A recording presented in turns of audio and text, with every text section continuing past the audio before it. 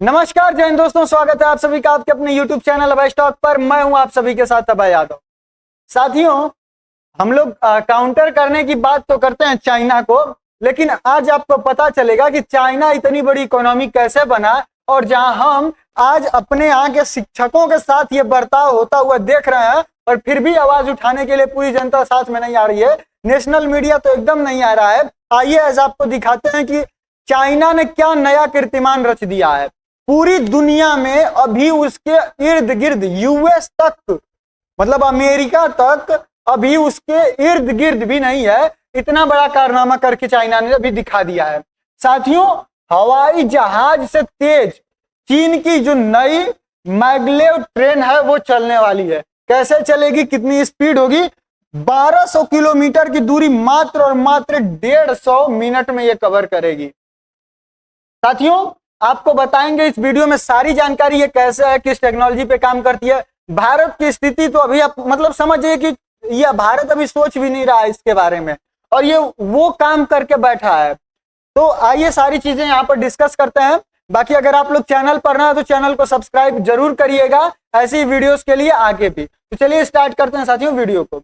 यहाँ पर आप देख सकते हैं कि 13 जुलाई की ये जो है कि खबर है, इसमें लिखा क्या गया है कि faster than airplane China's maglev train red finish railway travel can cover 1200 kilometre distance in just 150 minute में। मतलब आप समझ सकते हैं साथियों, 600 किलोमीटर प्रति घंटा, ये 600 नहीं, ये 650 समझ के चलिए। 650 किलोमीटर प्रति घंटे की अधिकतम गति के साथ चीन रेलवे यात्रा को परिभाषित करने के लिए पूरी तरह तैयार है।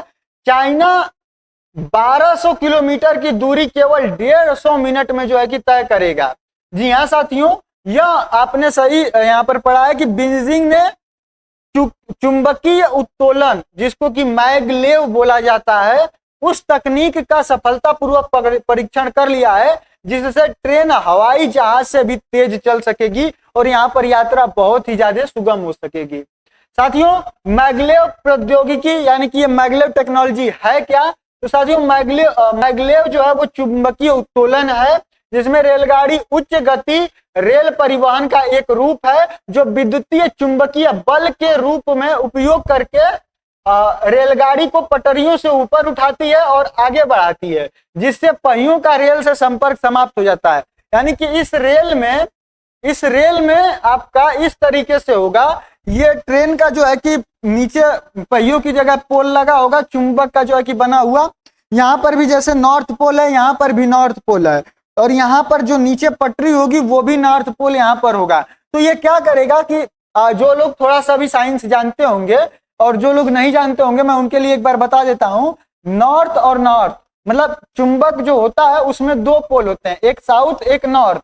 तो नॉर्थ और नॉर्थ एक दूसरे को जो है कि दूर करते हैं, और जो साउथ और नॉर्थ जब आते हैं तो ये एक दूसरे को पास लाते हैं। यानी कि ये दोनों अगर आएंगे तो ये दोनों चिपक जाएंगे, और ये दोनों जो होते हैं ये एक दूसरे को दूर करेंगे। बचपन में आपने जो छोटे चुंबक का जो टुकड़ा होता था, कभी कभी ऐसे करके उसको स्लिप करा के आपने देखा होगा, ठीक है। तो ये कुछ उसी टेक्नोलॉजी पर काम करती है। यहाँ पर जो पटरी होगी उसमें नॉर्थ साउथ करके यहाँ पर बना होगा, तो नॉर्थ से जब नॉर्थ के सामने आएगा तब तो ये ऊपर होगा, और फिर साउथ वाला इस नॉर्थ को खींचेगा। कुछ इस तरीके से करके पूरी पटरी पर नॉर्थ साउथ का बनेगा, और जिसके बाद ये रेल जो है कि यहाँ पर चलेगी। साथियों, इसकी जो विशेषताएं हैं, यह बिना पहिए की ट्रेन है जो पटरी से 10 mm ऊपर उठती है।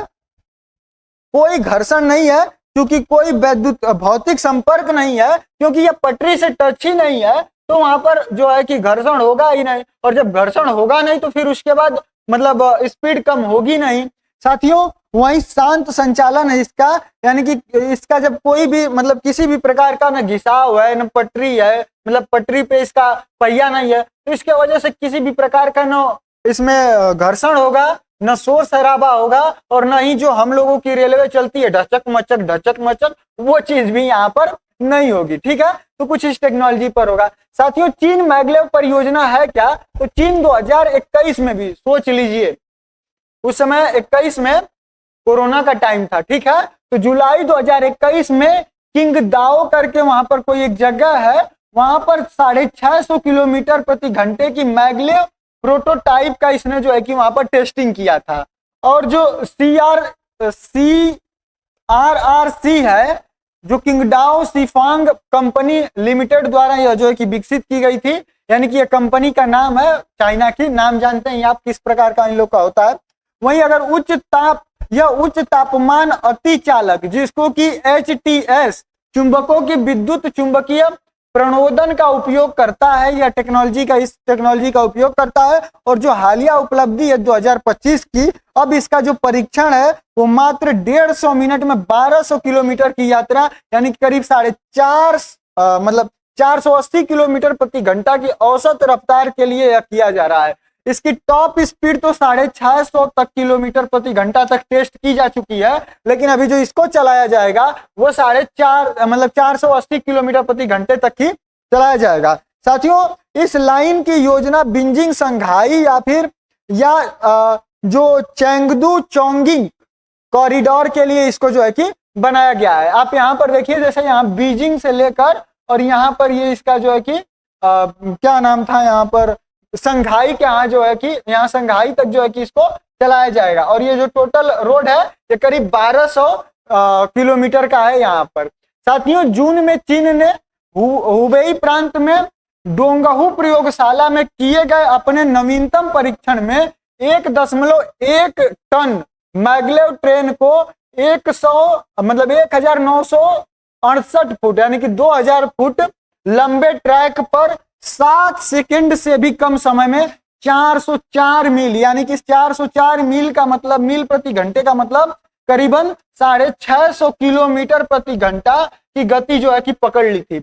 ये एक एक्सपेरिमेंट किया था मात्र 2000 फुट की पटरी पर, जहां पर मात्र और मात्र 7 सेकंड के अंदर ये 450 किलोमीटर प्रति घंटे की रफ्तार यहां पर पकड़ ली थी। साथियों, क्या हवाई जहाज, अब यहाँ पर एक चीज ये निकल कर आ रही है कि मतलब जो हवाई जहाज होती है उसकी रफ्तार तो 900 किलोमीटर प्रति घंटा, 800 किलोमीटर प्रति घंटा इस हिसाब से होती है, तो फिर ये 600-650 किलोमीटर ही तो तेज चल रही है, तो मतलब ये इसको कैसे पीछे करेगी। तो आपको, जो लोग प्लेन से ट्रेवल किए होंगे उनको पता होगा कि करीबन 90 मिनट पहले तो आपको वहां पर बोर्डिंग के लिए, सिक्योरिटी चेक के लिए वहां जाना होता है। लगभग 2 घंटे जो है कि उड़ान समय से पहले वहां पर पहुंचना होता है, लगभग कुल मिलाकर इतना टाइम लगता है। तो ये जब ये ट्रेन बन जाएगी तो ये जो समय चेकिंग वगैरह का है ये तो इसमें लगना नहीं है, तो इसके वजह से जो इसकी एक्चुअल रफ्तार होगी, मतलब आपका एक जगह से दूसरे जगह जाने का समय होगा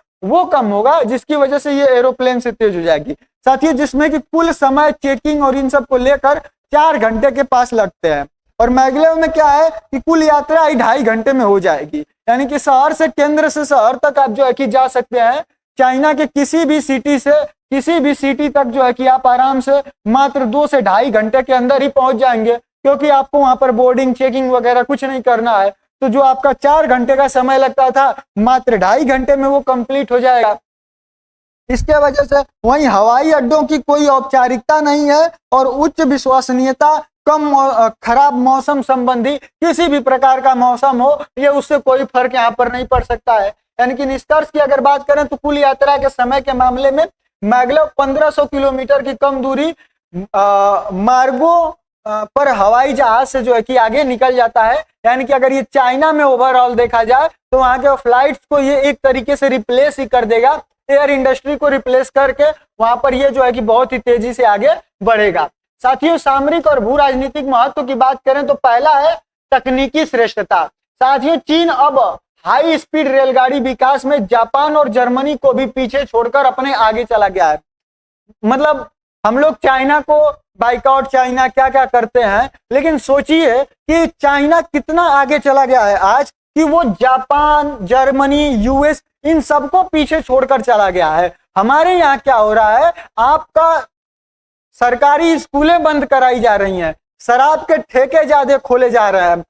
पहले जो स्टूडेंट्स हैं उनको अगर नौकरी चाहिए तो खुद से मेहनत करो, उसके बाद पहले लड़ाई करो कि फॉर्म आए, आप प्रोटेस्ट करिए, सीट आने के बाद फिर उसमें धांधली होगी, उसके लिए प्रोटेस्ट करिए। मतलब पूरे तरीके से करप्ट है। हम लोग बस और बस विश्व गुरु बन रहे हैं तो पेपर पे नहीं, मतलब कि बस बयानबाजी, अपने से जितना बता लें कि हम विश्व गुरु हैं, ये है वो है, मतलब यही सब हो रहा है। अगर जमीनी स्तर पर देखा जाए तो 1% भी हम लोग विश्व गुरु के राह पर नहीं है, ठीक है, क्योंकि यहाँ पर गुरुओं को ही पीटा जा रहा है। एसएससी में जो प्रोटेस्ट हो रहा है वहां पर क्या हो रहा है, मतलब जो टीचर्स हैं जिनका काम पढ़ाना है उनको कानून का एक एक बारीकी से, और उसमें तो कितने टीचर्स ऐसे हैं जो कि खुद विभागों से निकल कर आए हैं, ऐसे मतलब नौकरियों को छोड़कर वो इस फील्ड में आए हैं। और यहीं अभी एक बयान सामने निकल कर आया कि उसमें वो जो पुलिस वाला है वो टीचर को बोल रहा है कि सर अगर आप मर्द होते तो वर्दी उतारे नहीं होते, आप वर्दी पहने होते। अरे वो मर्द है, अगर तुम्हारी औकात है तो तुम वर्दी इस्तीफा दे के अपना दिखा दो। उसके अंदर इतना कॉन्फिडेंस था, वो आदमी अपने आप को लेकर इतना श्योर था, उसके अंदर इतनी प्रतिभा थी, उसने नौकरी को छोड़कर लाखों लोगों को नौकरी देने का सोचा। और आप क्या कर रहे हैं, उसको कह रहे हैं कि अगर आप मर्द हैं, मर्द होते तो वर्दी पहन के दिखाते। मैं कहता हूं आप मर्द हैं तो रिजाइन देकर दिखा दीजिए, फिर समझ में आ जाएगा आपको। वो तो रिजाइन देकर दिखाए हैं, आप देकर दिखाइए।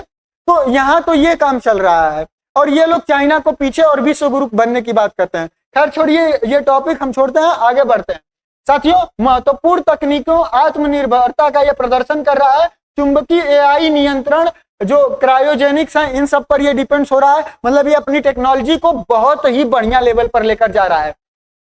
साथियों, बेल्ट एंड रोड इनिशिएटिव जो कि BRI है, इसको बढ़ावा दे रहा है। चीन साझेदार जो देश हैं, यहाँ पर उनको जो है कि इससे फायदा होगा। अगर ये टेक्नोलॉजी बढ़ जाती है तो चीन से लो हाउस हो सकता है, यहाँ पर ये ट्रैक चालू कर दे। पाकिस्तान में जो CPEC बना रहा है, हो सकता है ये उस रूट पर इसको चालू कर दे, तो इस तरीके से इसको फायदा होगा। वहीं हवाई यात्रा और तेल की निर्भरता पर भी इसको जो है कि मतलब कि चुनौती कम हो जाएगी। ये जो मतलब एशियन का मतलब जो तेल बेचते हैं, जैसे अमेरिका उठता है तो कहता है कि हम सैंक्शन लगा देंगे, तेल नहीं जाने देंगे, या फिर मतलब इस तरीके की जो चीजें करता है, तो उन सबसे इसको कोई प्रभाव नहीं पड़ेगा। ये खुद जब अपनी टेक्नोलॉजी विकसित कर लेगा तो ये तो जो है कि डीजल पेट्रोल से चलता नहीं है, ये तो इलेक्ट्रिक से चलने वाला चीज है, तो इसमें कोई भी फर्क नहीं पड़ेगा कुछ भी हो। तो ये अपनी आत्मनिर्भरता भी जो है कि खत्म कर लेगा, और एक तरीके से बहुत ही सेफ वे हो जाएगा, क्योंकि एरोप्लेन मतलब कि थोड़ा सा रिस्की हो जाएगा इसकी अपेक्षा।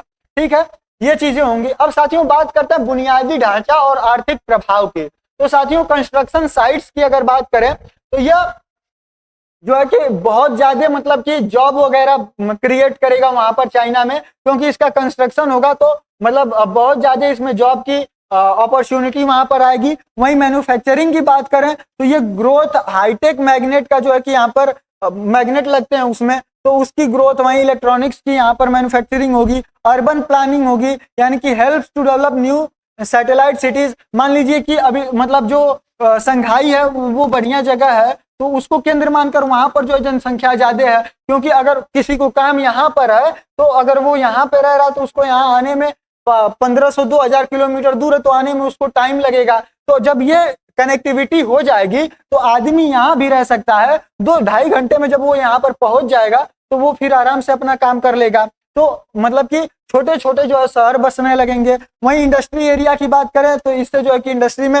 लॉजिस्टिक्स वगैरह में जो है कि बढ़ोतरी होगी, हाई वैल्यू गुड्स का ट्रांसपोर्ट हो पाएगा। अगर की नोट्स की बात करें तो China already largest high speed जो रेल है नेटवर्क रखता है, जो कि करीबन 45,000 किलोमीटर का है। भारत में तो एक सिंपल ट्रेन, पैसेंजर ट्रेन अपने टाइम पर नहीं चल सकती है। रेल मंत्री रील बनाने में बिजी हैं, जिसके बाद इनका रेल मंत्री नाम रखा गया। दुर्घटनाएं यहाँ सिंपल ट्रेनों में हो जा रही हैं, इस तरीके की तो फिर ये लोग सोच भी नहीं सकते हैं। आप अगर देश से इसका कंपैरिजन करके देखिए तो एक बार आपको बहुत ज्यादा गुस्सा आएगा कि मतलब कर क्या रहे हैं। अभी आप लोग का इलेक्शन होगा, बिहार में इलेक्शन है, यहाँ पर आइए देखिए 5 किलो राशन पाकर लोग खुश हैं। ये नहीं देख रहे हैं कि हमको मतलब शिक्षा चाहिए या नहीं चाहिए। यूपी में 5,000 स्कूलें बंद करके 28,000 से अधिक ठेके खोलने की बात हो रही है, वहां पर किसी को दिक्कत नहीं है। कोर्ट ने भी उसको जो है कि कर दिया कि ठीक है आप जो है कि काम कर लीजिए। वहीं साथियों जो मैग्लेव जो ये है, ये खुद ही जो है कि एक हाई स्पीड, इससे अल्ट्रा हाई स्पीड जो है कि हो जाएगी, जो कि मिड रेंज के लिए यानी कि 300 से लेकर 1500 किलोमीटर तक के लिए ये यहाँ पर काम करेगी। साथियों चुनौतियों और सीमाओं की बात करें तो वित्तीय वित्तीय की बात करें यानी कि यहाँ पर जो पैसे लगेंगे तो वो जो ये सिंपल ट्रेन है इनसे 2 से 4 गुना अधिक या महंगी होगी। वहीं यात्रियों की संख्या कम और निवेश के प्रति जो फल होता है वो अनिश्चित है। यानी कि अभी ये देखना होगा कि मान लीजिए इसमें इतना ज्यादा इन्वेस्ट हो रहा है, हो सकता है उस हिसाब से यात्री ना मिले तो दिक्कत हो सकती है। वहीं तकनीक की बात करें तो इसके लिए समर्पित ट्रैक और की आवश्यकता होगी। इसे मौजूदा जो रेल मार्ग है उस पर नहीं चलाया जा सकता, इसके लिए नए ट्रैक ही बनाने पड़ेंगे। वहीं निर्णय और संरेखण में बहुत उच्च प्रतिशुद्धता की आवश्यकता होगी। वहीं सुपर कंडक्टर्स के लिए जटिल शीतलन प्रणाली, यानी कि मतलब जब ये इलेक्ट्रिक चलती है तो यहाँ पर हीट ज्यादा उत्पन्न होता है, चुंबक वगैरह चलेंगे तो इलेक्ट्रिक काम होगा तो उसको ठंडा करने के लिए जो वहां पर उसको शीतलन जो प्रणाली होगी वो जटिल होगी थोड़ी सी। और जो राजनीतिक प्रशासनिक बात करें तो उच्च भूमि अधिग्रहण की लागत जो है कि ज्यादा होगी। अब मान लीजिए कि इसको नया बनाना है तो इसके लिए अब जो उनकी रेल चल रही है उसको तो वो बंद करेंगे नहीं, अलग से ट्रैक बनाएंगे, तो उसके लिए जमीन खरीदना हो गया, तो इस सब में पैसा ज्यादा लगेगा। वहीं एयरलाइनों और पुराने रेल ऑपरेटरों का भी इसमें जो है कि प्रतिरोध हो सकता है, क्योंकि एयरलाइंस कभी नहीं चाहेंगे कि इस तरीके का काम हो, क्योंकि ये बहुत ज्यादा हाई स्पीड यहाँ पर हो जाएगा। साथियों अब इसका ग्लोबल कॉन्टेक्स्ट की बात करें, अब यहाँ पर साथियों यहाँ पर आप लोग अपने देश के कंपैरिजन चाइना के साथ देखिएगा। इस लिस्ट में भारत का नाम तक नहीं है जहां पर ये है। जो जापान है वो एक ट्रेन बना रहा है जो कि 603 किलोमीटर प्रति घंटे की रफ्तार से है। अभी ये इसके बारे में प्रोजेक्ट ये चल रहा है और ये 2035 तक ये कंप्लीट होने का उम्मीद है। ये तब तक अपना जो है कि अभी बना पाएंगे। वहीं साउथ कोरिया अपने जो है कि 110 किलोमीटर प्रति घंटे की स्पीड ये जो है कि इस तरीके का बना है जो कि लो स्पीड है। वहीं जर्मनी जो है वो इसको मतलब इसके बारे में इसकी लागत को देखकर ही छोड़ दिया कि भैया हम ये नहीं करने वाले हैं, हम इसके बारे में जो है कि नहीं सोचेंगे। अब यूएसए अमेरिका सुपर पावर जिसको बोलते हैं, यहां पर भी काम चल रहा है, बस स्टडीज हो रही है इसके बारे में, लेकिन अभी तो कोई भी यहां पर प्रोजेक्ट अनाउंस नहीं है। सोचिए कि ये जो चाइना है कितना आगे निकल चुका है। हम लोग कहते हैं चाइना में तानाशाही है, जो भी हो, लेकिन ये कितना आगे निकल चुका है, इस चीज को भारत को देखना चाहिए। ये कितनी एडवांस टेक्नोलॉजी है, क्या ये युद्ध के समय में यूज नहीं कर सकता है चाइना?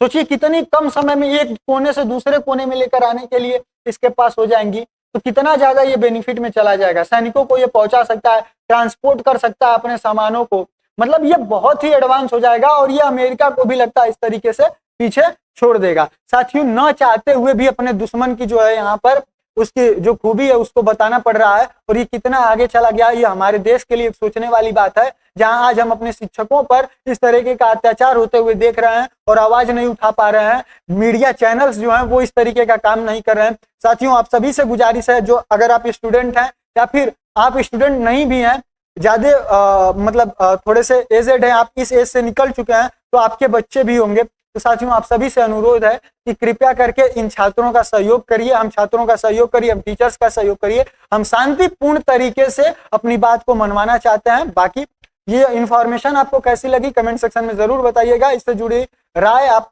कमेंट सेक्शन में जरूर दीजिएगा। बाकी हम मिलेंगे अगले वीडियो में किसी टॉपिक के साथ, तब तक के लिए जय हिंद जय भारत।